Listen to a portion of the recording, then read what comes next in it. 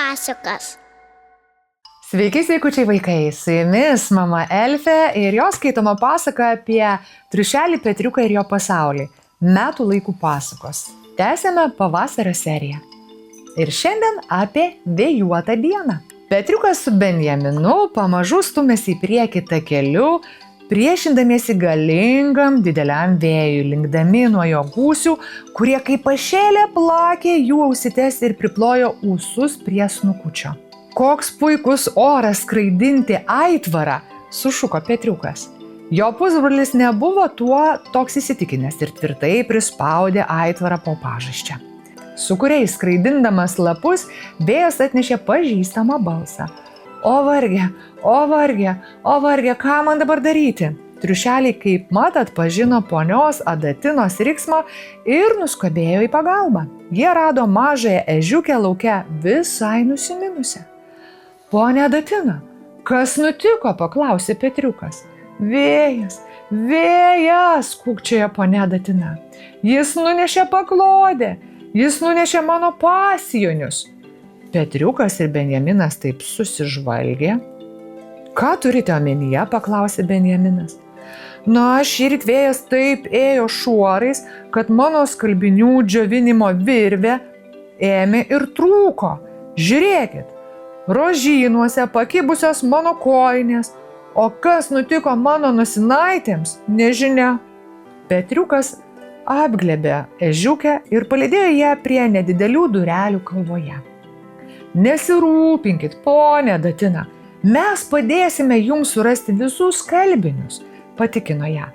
Benjaminas surinko visas kojines ir jau ketino sekti iš paskos, bet vėjas jam ant galvos užpūtė didžiulį rankšluostį ir vargšelis parvirto. Susukęs rankšluostį į kamuolį, nusprendė nuo šiol būti dar atsargesnis. Ponios Adatinos namuose triušelius apgaubė malonus, ką tik išskalbtų skalbinių kvapas. Ar atsimenat, kas buvo sukabinta ant skalbinių virvutės? Pasiteiravo Petriukas. Žinoma, atsakė ponia Adatina, patapšnodama savo per galvą. Leiskit man pagalvoti. Benjamino dėka jau radome kojines ir rankšluostį, vadinasi, trūksta anties Janinos skaros, pono žvejo Jeronimo paklodės.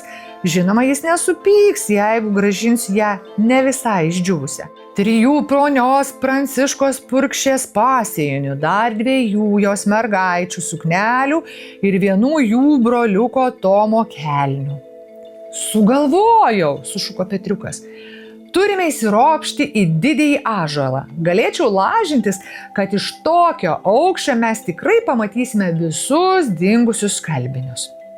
Lauke vėjas buvo toks pat žvarbus kaip anksčiau ir triušiukai ilgiau neįprastai užtruko, kol užšokavo ant kalvos prie senojo ąžuolo. Dar net nepradėjo ropštis medį, jie pastebėjo rusvą anties Janinos skarą kabant ant vienos iš apatinių šakų. Na, šitą jau galėsim išbraukti iš sąrašo, sušuko Petriukas, atsargiai nukabindamas skarą. Tvirtasis ąžuolas per daugelį metų atlaikė daugybę audrų ir regis visai nesibaimino tokio žvarbaus vėjo. Vargšelis Benjaminas įsikibo pirmosios šakos ir nedrįso lipti aukščiau. Ar matai ką nors? Sušuko Petriukui, kuris jau buvo užsilipęs gana aukštai. Petriukas dairėsi tai kairėn, tai dešinėn. Aha, sušuko jis. Ką? Suriko Benjaminas. Petriukas nusijuokė. 3 pasėjinius, 2 sukneles ir porą kelnių. Žinoma, ten buvo ir skalbinių virvutė, užkliuvusi už plačios gyvatvorės, kuri vingavo per ganyklą ūkio link. Nagi, suriko Petriukas, nušokdamas šalia Benjamino, palenktyniaukim. Netrukus triušeliai atšuoliavo prie gyvatvorės, suvyniojo nutrūkusią virvelę ir sulankstė skalbinius. Čia jau beveik ir viskas, trūksta tik pono žvejo Jeronimo paklodės, tarė Petriukas. Gal vertėtų jam tai pranešti, sutaupytume vargšelį Adatinai laiko. Atvykę prie varliaus namų, jie nieko juose nerado. Gal jis išėjo žvejoti, svarstė Benjaminas. Triušeliai nuliuoksėjo per žliugsinčią permirkusią pievą prie tvenkinio, virš galvų laikydami skalbinius, kad netyčia jų neišmurzintų. Pasiekę vandenį, jie išvydo neįtikėtiną reginį. Ponas žvejas Jeronimas plaukiojo tai pirmyn, tai atgal ant lelijos žiedo, nešamas vėjyje plazdančios didžiulės baltos burės. Sveiki, vyručiai! Lėkdamas pro Petriukas su Benjaminu, nusiekė patenkintas varlius. Niekad nepatikėsite, kas man šiandien nutiko. Aš savo žvejojau, bet staiga atskrido ši puiki burė ir užkliuvo už mano neandrakočio. Dar niekada nesu taip greitai slakstęs. Nemanau, kad tai burė, sušnibždėjo Benjaminas. Petriukas nusijuokė. Ne, tai pono Jeronimo dingusi paklodė, pati rado kelią namo. Tiek pasakos šį kartą. Jeigu norėtumėte pamatyti ir išgirsti visą knygos skyrių Pavasaris iš Petriuko ir jo pasaulis, metų laikai pasakos, o galbūt ir kitus skyrius, prisijunkite prie patreon.com platformos, susiraskite gyvas pasakas ir už simbolinį mokestį galėsite jas išvysti ir pasiklausyti.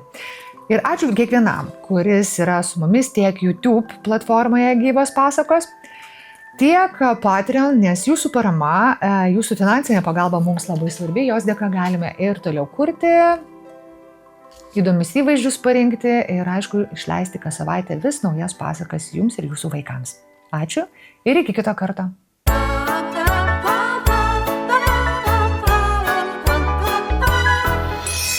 Gyvos pasakas.